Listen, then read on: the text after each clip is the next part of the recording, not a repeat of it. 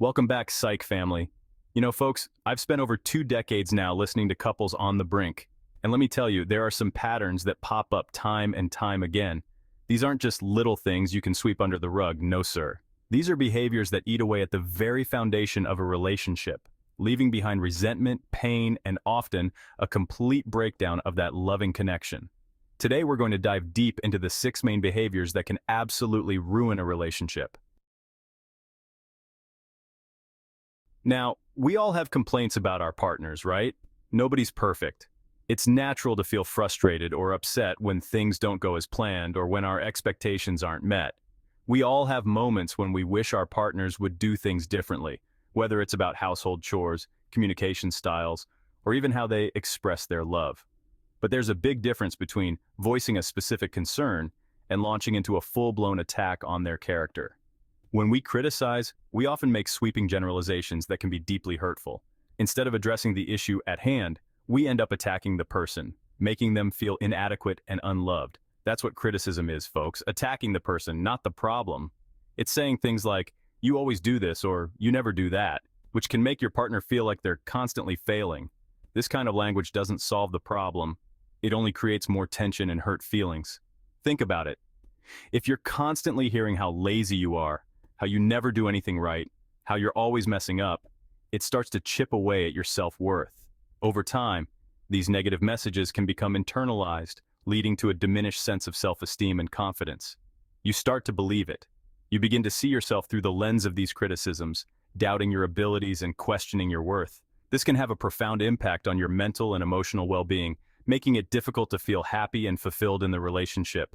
And the resentment? Oh, it festers. When criticism becomes a regular part of your interactions, it creates a toxic environment where both partners feel misunderstood and undervalued. This resentment can build up over time, leading to a breakdown in communication and intimacy. It's like a slow poison in the relationship. It seeps into every interaction, making it hard to connect and enjoy each other's company. The joy and warmth that once defined your relationship can be overshadowed by a constant undercurrent of tension and dissatisfaction. Instead of feeling loved and supported, your partner starts to feel like they can't do anything right in your eyes. This can lead to feelings of isolation and loneliness as they struggle to meet your expectations and avoid your criticism. They're walking on eggshells, constantly afraid of setting off another one of your critical tirades. This fear can stifle open and honest communication, making it difficult to address issues and find solutions together. And let me tell you, that's not a recipe for a loving, supportive, intimate relationship. A relationship built on criticism and negativity is bound to struggle, as both partners feel disconnected and unappreciated. That's a recipe for disaster. If left unchecked, this pattern of criticism can lead to a complete breakdown of the relationship, with both partners feeling hurt and resentful. You need to learn to communicate your needs in a healthy way, without tearing down your partner. This means focusing on specific behaviors and expressing your feelings without resorting to blame or judgment. It's about creating a safe space where both partners can share their thoughts and feelings openly. Focus on the specific issue at hand, not on attacking their character. Use I statements to express how you feel and what you need, rather than making accusations. For example, instead of saying, "You never listen to me," try saying, "I feel unheard when we don't discuss things together."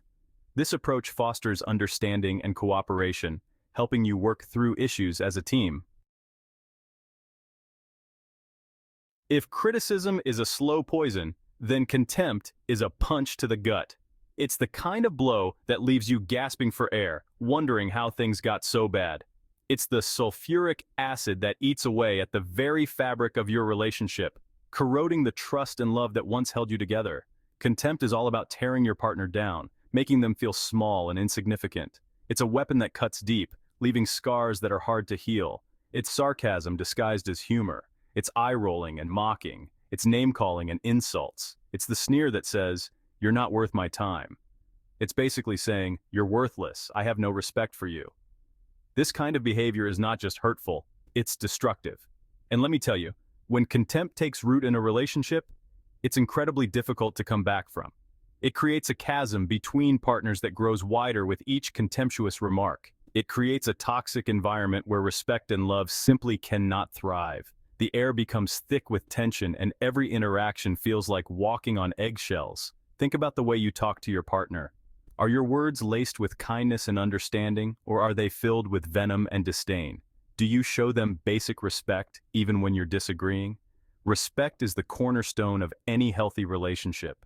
Without it, love cannot flourish. Or do you resort to insults and put-downs? These behaviors might feel satisfying in the moment, but they leave lasting damage. If you're guilty of contempt, you need to stop it, and stop it now. Recognize the harm you're causing and take steps to change. Seek help if you need it. This behavior is a relationship killer. It can lead to the end of something that once brought you joy and fulfillment. Don't let contempt be the final chapter of your love story. Work on building each other up, not tearing each other down. We've all been there. It's a situation that feels all too familiar. Someone points out something we did wrong and our immediate reaction is to get defensive. It wasn't my fault. You're wrong. We feel attacked and our instinct is to protect ourselves. But defensiveness, while a natural human reaction, is a relationship roadblock. It creates a barrier between you and your partner, making it difficult to connect and understand each other. It prevents us from taking responsibility for our actions and from truly hearing our partner's concerns. When we are defensive, we are more focused on protecting our ego than on resolving the issue at hand. When you're defensive, you're essentially saying, "I'm not willing to listen to you or consider your perspective." This attitude can make your partner feel unheard and invalidated. That shuts down communication and makes it impossible to work together to solve problems. Over time, this can lead to a buildup of unresolved issues and resentment. Instead of immediately jumping to defend yourself, take a moment to really listen to what your partner is saying. Pause, breathe, and try to understand their feelings and point of view. Try to understand their perspective, even if you don't agree with it. Acknowledge their feelings and show that you value their opinion. Remember, a relationship is a partnership. It's about working together, supporting each other, and growing together. You're on the same team. By reducing defensiveness, you open the door to better communication, deeper understanding, and a stronger, more resilient relationship. So next time you feel the urge to get defensive, take a step back. Listen, understand, and remember that you're in this together. Embrace the opportunity to grow closer and build a healthier, happier relationship. Imagine this, you're trying to have a conversation with your partner, but they just shut down. They go silent, avoid eye contact, and refuse to engage. That's stonewalling, folks, and it's a major relationship killer. Stonewalling is a way of shutting down communication and avoiding conflict. But here's the thing, it doesn't actually solve anything. In fact, it makes things worse. When you stonewall your partner, you're sending the message that you don't care about their feelings or their perspective. You're essentially saying, "I'm not interested in working through this with you." This can leave your partner feeling incredibly frustrated, unheard, and unimportant. It's like talking to a brick wall. We all need affection, folks. It's a basic human need. We need to feel loved, wanted, and appreciated. And that goes for romantic relationships too. When affection fades in a relationship, it can leave partners feeling unloved, unwanted, and disconnected. It's like the spark has gone out. Affection isn't just about physical touch, although that's certainly important. It's also about expressing love and appreciation verbally, through small gestures, and by making time for each other. If you're not feeling the love, don't just ignore it. Talk to your partner. Figure out what's going on and see if you can rekindle that flame. Trust is the foundation of any strong relationship, and dishonesty, even about seemingly small things, can chip away at that foundation until it crumbles. Now, I'm not just talking about major betrayals here, although those are obviously incredibly damaging. I'm also talking about the little white lies, the omissions, the half-truths. When you're not honest with your partner, it creates an environment of secrecy and mistrust. It makes it difficult to feel truly connected and intimate. Honesty is essential for a healthy relationship. It's about being open and truthful with each other, even when it's difficult. So there you have it, folks, the 6 main behaviors that can absolutely tank your relationship.